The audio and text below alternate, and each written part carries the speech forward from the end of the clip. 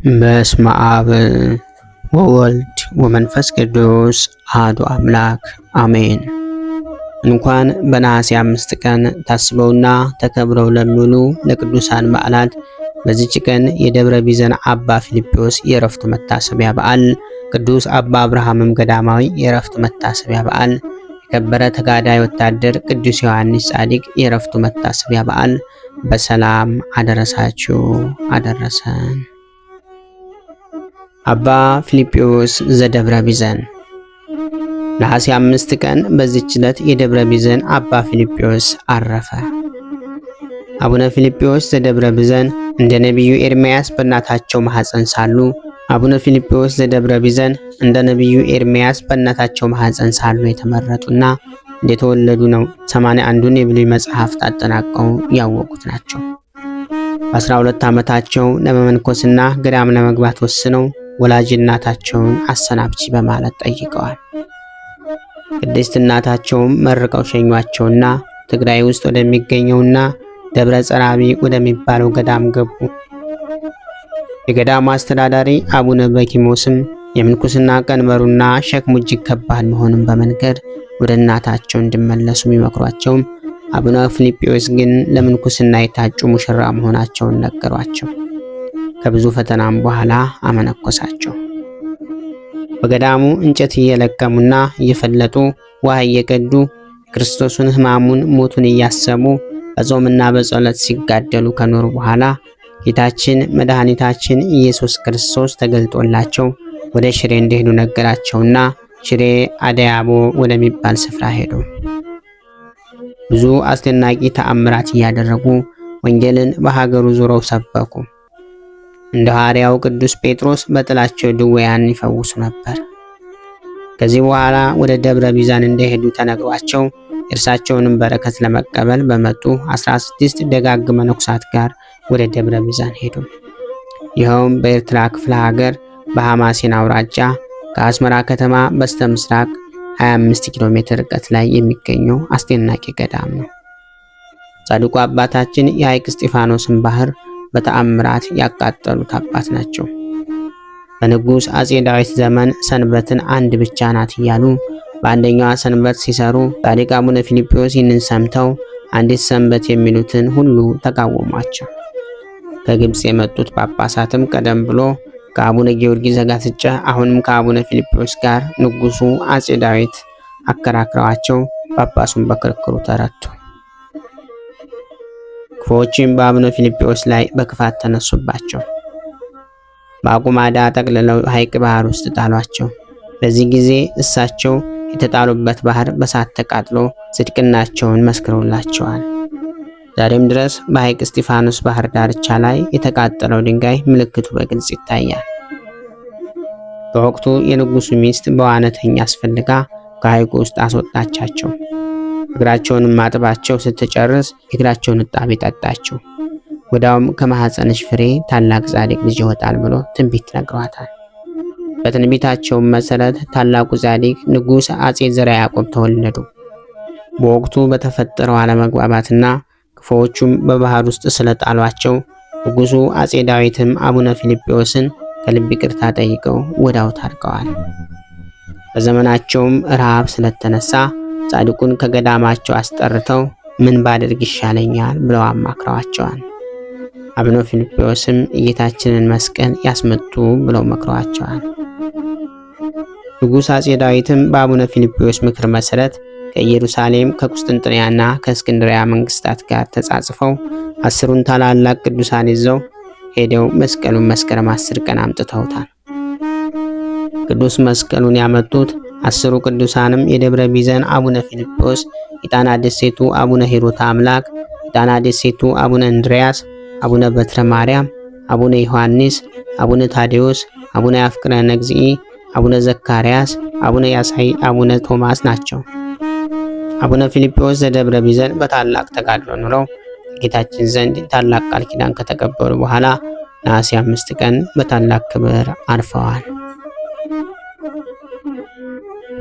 በዚህ ዕለት ታስበውና ተከብረው የሚውሉ ሌላው ቅዱስ አባታችን ቅዱስ አባ አብርሃም ገዳማዊ ናቸው። በዚህ ቀን ሌላው አብርሃም አረፈ። የዚህም ቅዱስ ወላጆቹ ባለጸጎች ናቸው። በተግሣጽና ፈሪሃ እግዚአብሔርን በማስተማር አሳደጉት። ባደገ ጊዜም ያለ ፈቃዱ አጋቡት። እግዚአብሔርም ወደሚፈቅደው ይመራው ዘንድ ሲለምን ኖረ። በሰባተኛውም ቀን በአልጋው ላይ ሳለ የእግዚአብሔር ቸርነት አነሳስቶት ከጫጉላ ቤት ወጣ። ብርሃን እየመራው ሄዶ ባዶ ቤት አግኝቶ በውስጡ ገብቶ ኖረ። ምግቡን ከሚቀበልባት ከጥቂት መስኮት በቀር መዝጊያ ሰርቶ ደጁን ዘጋ። ዓለምን ከተወ በ10ኛው ዓመት አባትና እናቱ ብዙ ጥሪትን ትተውለት ሞቱ። እሱ ግን ለድሆችና ለችግረኞች በትኖ በጾምና በጸሎት ተወስኖ እየተጋደለ ኖረ። ከአንድ አጽፍና ሰሌም በቀር ምንም ጥሪት አላኖረም። እንዲሁም ሆኖ 10 ዓመት ተጋደለ። እግዚአብሔርም ትዕግስቱን አየ። በአንዲት ሀገርም አረማውያን ነበሩ። ከታናናሾቻቸው እስከ ታላላቆቻቸው ወደ ሃይማኖት ሊመልሳቸው የሚችል የሌለ። በአንዲት ቀንም አባ አብርሃምን ጳጳሱን አስበው ፍታቱንና ብልህነቱን አይቶ ቄስ እንዲሆንና እነዚያን አረማውያን እንዲመልሳቸው አስገድደው በግድ አስጨንቆም ቅስና ሾመ። ወደዛም ቦታ ደርሶ ቤተክርስቲያን ሰራ። እነዚያን አረማውያን እርሱን ፈጣሪያቸው ወደ ማወቅ ይመልሳቸው ዘንድ በውስጧ ወደ እግዚአብሔር ጸለየ። በአንዲት ቀንም ወደ ጣዖቶቻቸው ቤት ገባ። ያን ጊዜም ጣዖታቱን ከመቀመጫቸው ጣላቸው። የአገር ሰዎችን ባዩ ጊዜ ቁጣን ተመልተው አብዝተው ደበደቡትና ከሀገር አባረሩት። በጠዋትም በቤተ ክርስቲያን ውስጥ ሲጸልዩ አገኙት። ሁለተኛም በገመድ አስረው ወደ ከተማም ውጭ አጎትተው በላዩ አፈር ቆልለው እንዳይሞት ጥቂት መተንፈሻ ትተው አልፈው ከዚያ ሄዱ። በእግዚአብሔር ኃይል ተነስቶ ሄደ። ስለመመለሳቸውም ሲጸልይ አገኙት። በእንዲህ ያለ ስራም እየተጋደለ 10 ዓመት ኖረ። ክብር ባለቤት እግዚአብሔርም ትዕግስቱን አይቶ ወደ ቀናች ሃይማኖት ልባቸውን መለሰ። በአብ በወልድ በመንፈስ ቅዱስ ስም ከታናናሾቹ እስከ ታላላቆቹ ድረስ ሁሉንም አጠመቃቸው። ክብር ባለቤት በሆነ በጌታችን ክርስቶስ ሃይማኖትም ጸኑ። ከዚህም በኋላ በሃይማኖታቸው መጽናታቸውን ባየ ጊዜ ከንቱ ውዳሴ እንዳያመጣበት ፈርቶ ወደ እግዚአብሔር ጸለየ። አገሪቱንም በመስቀል ምልክት አማተባትና ማንም ሳያውቅ ወጥቶ ወደ ሌላ አገር ሄደ። ሰይጣንም በሚያስፈራው በብዙ ስራ ይፈታተኑት ነበር። ቅዱስም የክብር ባለቤት በሆነ በጌታችን ኃይል አሸነፈው። ጽኑ በሆነ ተጋድሎም ኖረ። ያለ እንባ ምንም ሰዓት አላለፈችውም። በጥርሶቹም አልሳቀም፣ በከንፈሮቹ ፈገግ አላለም። ስጋውን ቅባት አልነካውም። ስጋውና ደሙን ከሚቀበልበት ጊዜ በቀር ፊቱንና እግሩን አልታጠበም። እናትና አባቱ በ6 ዓመቷ ትተዋት የሞቱ እህት ነበረችው። ስሟም ማርያ ይባላል። ዘመዶቿም ወደ አብርሃም አምጥተዋት ፈሪሃ እግዚአብሔርን እያስተማራት 20 ዓመት እስኪሆናት ድረስ ትሕትናንም እያስተማራት በእርሱ ዘንድ አደገች። ከዚህም በኋላ ሰይጣን ቀንቶባት ከአንድ መነኩሴ ጋር አፋቀራት። ድንግልናዋንም አጠፋች። ልብሷንና አስኬማዋንም ለውጣ ወደ ሌላ ሀገር ሄደች።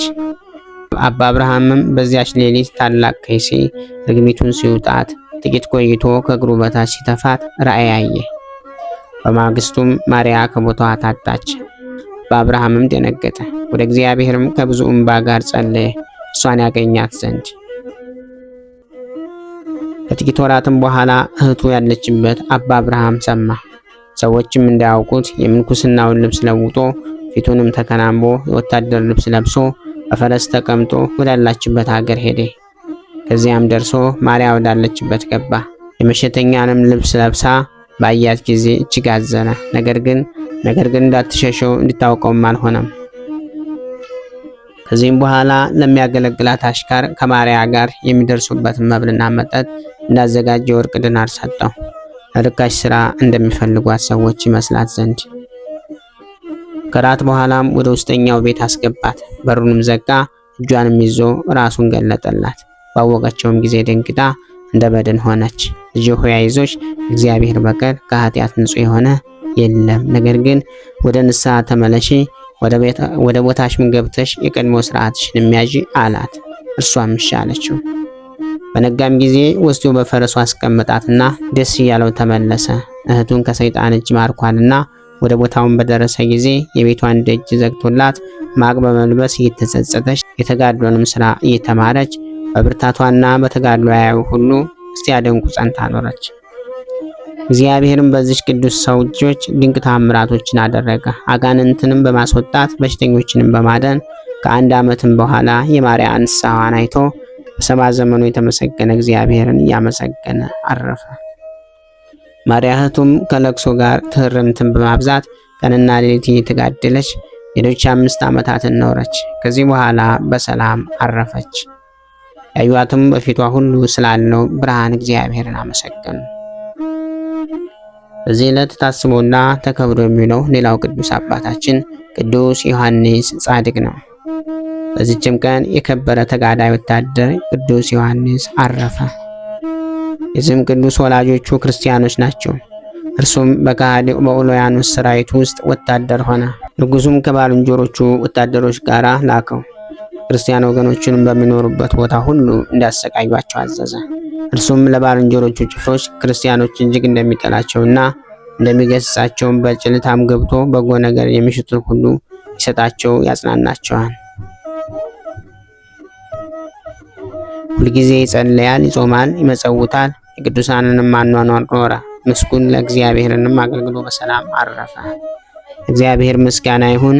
ያንም በቅዱሳኑ ጸሎት ይማረን፣ በረከታቸውም ከኛ ጋር ትኑር ለዘላለሙ አሜን። በነሐሴ 5 ቀን ታስበውና ተከብረው የሚውሉ ዓመታዊ የቅዱሳን በዓላት ቅዱስ አባ አብርሃም ገዳማዊ፣ ቅድስት ማርያም እህቱ፣ ቅዱስ ዮሐንስ ጻድቅ፣ አባ ፊልጶስ ዘደብረ ቢዘን ናቸው። ወርሃዊ በዓላት ደግሞ ቅዱስ ጴጥሮስ ሊቀ ሐዋርያ፣ ቅዱስ ጳውሎስ ብርሃነ ዓለም፣ አቡነ ገብረ መንፈስ ቅዱስ፣ ቅዱስ ዮሐኔ ኢትዮጵያዊ፣ ቅዱስ አሞኔ ዘናሂሶ፣ ቅድስት አውጋንያ ሰማዕትና ጻድቅ ናቸው። ክብር ምስጋና ይሁን አንድ አምላክ ለሚሆን ለአብ ለወልድ ለመንፈስ ቅዱስ ስም እስከ ዘላለሙ አሜን። ወስብሐት ለእግዚአብሔር ወለወላዲቱ ድንግል ወለመስቀሉ ክቡር። ይቆየን።